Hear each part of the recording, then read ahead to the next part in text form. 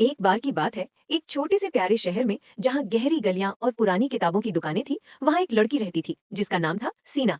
एक बरसाती दोपहर में जब वो अपनी नानी की पुरानी एटिक एक्सप्लोर कर रही थी, सीना को कुछ अनोखा मिला। एक चमकता हुआ सोना किताब जो पुराने डब्बे के बीच छुपा बैठा था, बिल्कुल खामोशी से। जैसे ही सीना ने जादुई किताब खोली, सोने के पन्ने चमक उठे और सुनहरे अक्षर हवा में नाचने लगे। तभी पन्नों के अंदर से एक मीठी सी आवाज आई। नमस्ते सीना, आवाज ने धीरे से कहा। मैं काफी समय से तुम्हारा इंतजार कर रही थी। मैं तुम्हारी गाइड हूँ, अद्भुत दुनियाओं की। बस इतना करो, पढ़ती रहो।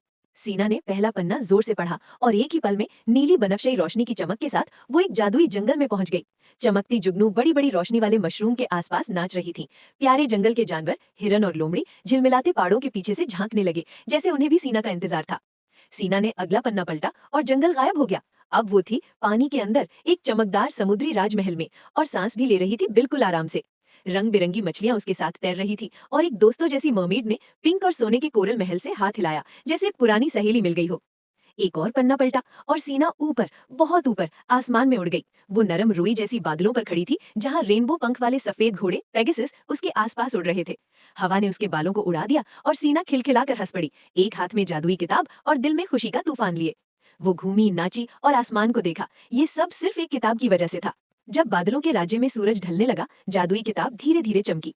आखिरी पन्ने पर सोने के अक्षरों में लिखा आया, हर वो कहानी जो तुम पढ़ती हो तुम्हारे दिल में एक नई राह खोल देती है। ज्ञान, हिम्मत और प्यार, यही है तुम्हारे सबसे बड़े सफर।